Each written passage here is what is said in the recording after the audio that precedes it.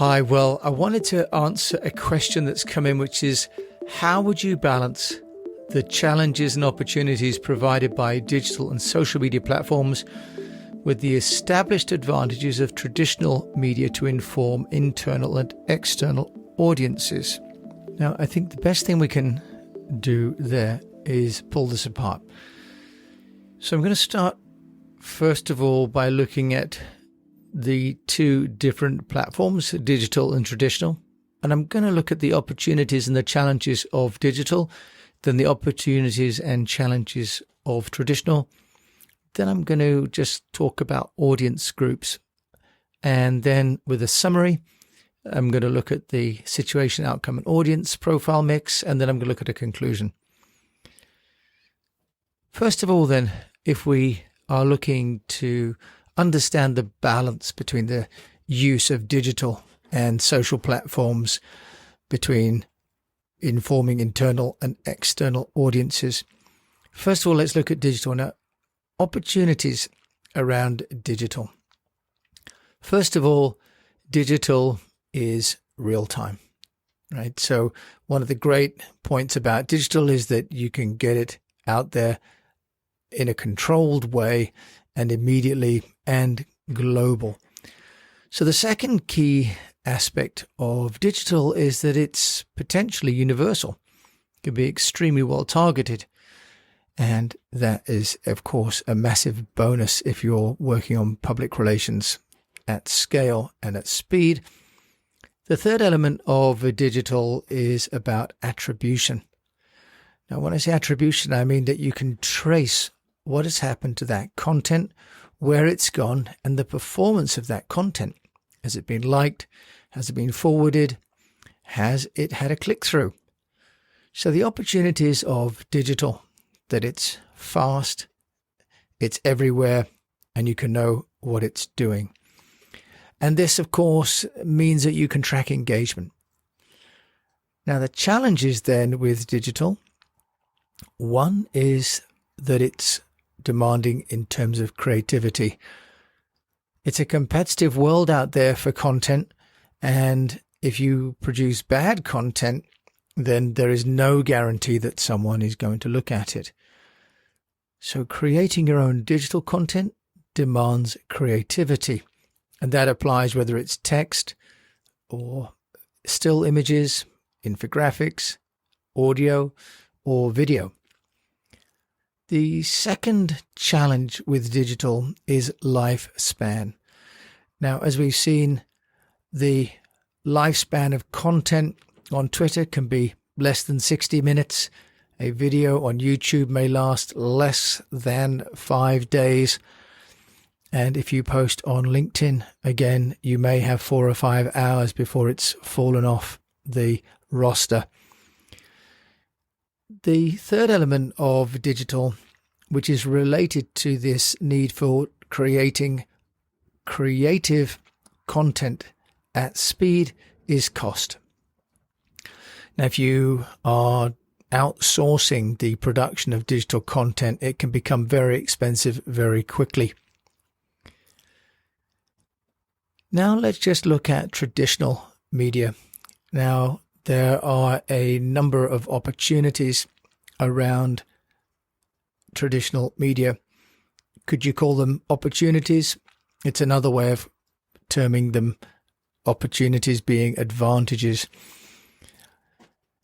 One, of course, really is authority. Traditional media carries editorial integrity, and it's this editorial integrity that gives traditional media its credibility. It is really why all clients want to work with traditional media, because it is having, in effect, a testimonial from a third party that is valued, making commentary on your own company, product, service, organization. The second opportunity of traditional media is one of perspective. One's content, when placed within the pages or within the frames or within the podcast tunes of being on a traditional media platform is that your content is embedded in and around content that is also of value to its listeners. So your own content has some context and is creating a perspective for people. And the third element is the audience. One of the key benefits of traditional media is that it will bring an audience which you may or may not have already. Now, this can be true of digital as well, but with digital, many of the platforms need for you to be subscribed. If you think about YouTube, for example, or LinkedIn, you need to be following somebody. You do get the occasional way of looking at new content, but on the whole, digital is serving content to people that are already looking at that content.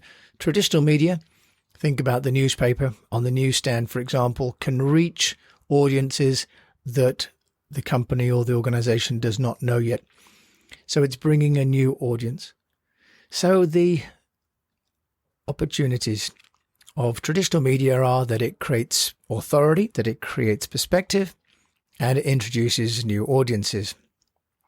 So let's just touch on audiences, because the question was, how would you balance the challenges and opportunities provided by digital and social platforms with the established advantages of traditional media to inform internal and external audiences? And this is really the key part of the question.